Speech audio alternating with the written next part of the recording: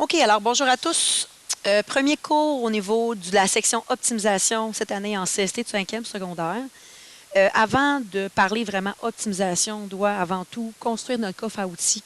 Question après ça de tout mélanger dans une bonne soupe pour être prêt pour vraiment faire de l'optimisation. Donc, je ne vous expliquerai pas aujourd'hui ce qu'est un problème d'optimisation. On y arrivera dans plusieurs cours, mais avant toute chose, comme je vous explique, on doit remplir notre coffre à outils et nous rappeler des bons souvenirs. Donc, première capsule au niveau de l'optimisation, on va se rappeler comment trouver l'équation d'une droite. Parce que quand on va faire un problème d'optimisation, nous aurons des droites éventuellement dans un même graphique. Donc, il faut être capable de retrouver l'équation de la droite et éventuellement de la tracer. Première capsule, donc, retrouver l'équation de la droite. On se rappelle qu'une équation de droite, c'est y égale ax plus b. C'est l'équation de manière générale. C'est ce que vous avez vu en 3e et 4e secondaire. On se rappelle que le A, c'est le taux de variation. Donc, ça, c'est la pente, l'inclinaison de la droite. On se rappelle que si le taux de variation ou la pente est positif, la droite monte de gauche à droite. Et si le taux de variation, notamment, est négatif, la droite descend de gauche à droite. Et on se rappelle qu'on a vu une belle petite formule pour trouver le taux de variation, l'inclinaison de la droite. Ce que ça prend pour trouver le taux de variation de la droite, ça prend deux coordonnées de points. Donc, x, y toujours. Dès qu'on a ça, on peut calculer le taux de variation de la droite. Et c'est ce qu'on met de manière générale dans notre équation de droite vis-à-vis, en fait, devant notre variable x, qui est notre variable indépendante. Par la suite, il va nous manquer un deuxième paramètre qui est la valeur initiale. La valeur initiale, on se rappelle que c'est aussi l'ordonnée à l'origine, c'est une autre manière de la nommer. Et c'est l'endroit où ça croise l'axe DY, donc l'axe qui est vertical. On se rappelle que visuellement, c'est là qu'on la trouve. Vous l'avez ici dans la bubule. Donc, si j'ai une droite qui ressemble, disons, à ceci, et donc la valeur initiale ou l'ordonnée à l'origine, c'est l'endroit qui est là. C'est l'endroit où ça croise l'axe DY. Donc, visuellement, si jamais vous avez, par exemple, la droite déjà de tracé, vous avez votre ordonnée à l'origine. En fait, les coordonnées de ce point-là, on se rappelle que le x vaut 0, parce qu'il n'y en a pas. On n'avance pas ni on ne recule pas en partant de l'origine du plan cartésien. Et on monte dans notre ascenseur ici, selon une certaine valeur, disons 4. Donc, ça, c'est l'ordonnée à l'origine ou la valeur initiale. Comment la retrouver? On va se rappeler des bons souvenirs dans quelques instants. Comment pour être capable éventuellement de mettre la valeur dans notre équation de droite. Petit aussi aparté avant que je vous fasse un exemple concret. Sur l'autre axe, si je trace une droite, le point qui est là, ça s'appelle l'abscisse à l'origine. Et ce point-là, donc, il est sur l'axe des X. C'est possible que vous ayez un point de cette forme-là. Quelles sont les coordonnées de manière générale de ce point-là? Bien, si on part à l'origine du plan cartésien, ici, on avance, on recule d'une certaine valeur, donc un certain X, et on ne monte pas ni descend pas, donc le Y va valoir 0. Souvent, vous mélangez ces deux éléments-là, abscisse et ordonnée à l'origine, vous les mélangez sur les axes et vous inversez vos coordonnées aussi quand c'est le temps de les trouver. Faites attention à ça, référez-vous à la bubule qui est là, au besoin, parce que je vous le dis, vous allez encore mélanger ces deux notions-là l'une avec l'autre. Alors, allons se faire un exemple. Je vais vous laisser compléter les autres par la suite en vous servant du modèle qu'on va faire dans quelques instants. Donc, première question, trouver l'équation de la droite passant par les points 4 moins 7 et 8 moins 12. Donc, cette droite-là, elle passe par ces deux points-là. On vous demande de trouver l'équation de la droite qui passe par là. Deux éléments à aller chercher, taux de variation A et valeur initiale B. Dans un premier temps, on va chercher le taux de variation. On prend le temps d'écrire la formule générale avant de se lancer. Question de bien communiquer mathématiquement. Donc, le taux de variation, c'est Y2 moins Y1 sur X2 moins X1.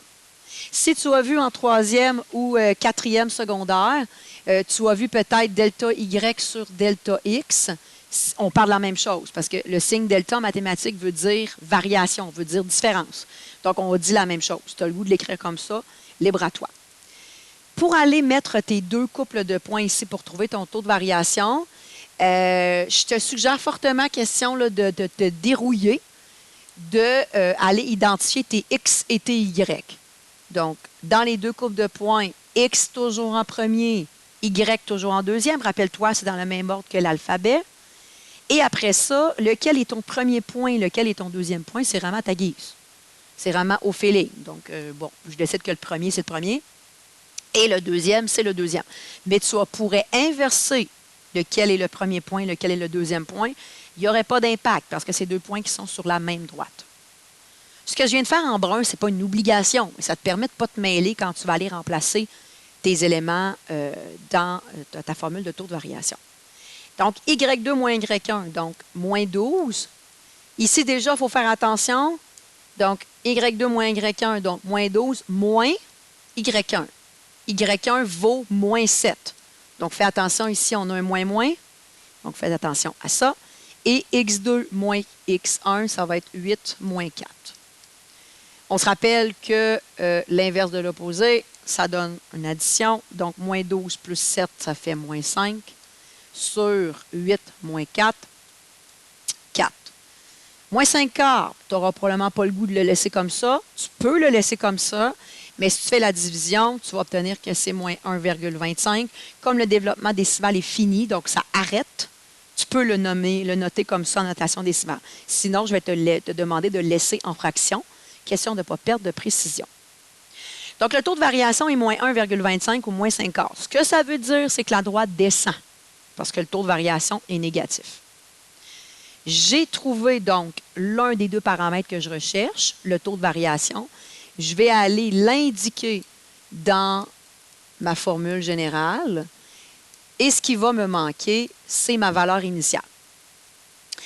Pour trouver la valeur initiale, bon, si jamais tu l'as gratuit, donc tu as l'élément qui croit, tu vois là, que c'est le couple 0 quelque chose, bien, tu aurais la valeur initiale directe. Ici, ce n'est pas le cas, donc il faut aller la calculer. Je ne sais pas si tu te rappelles comment le faire.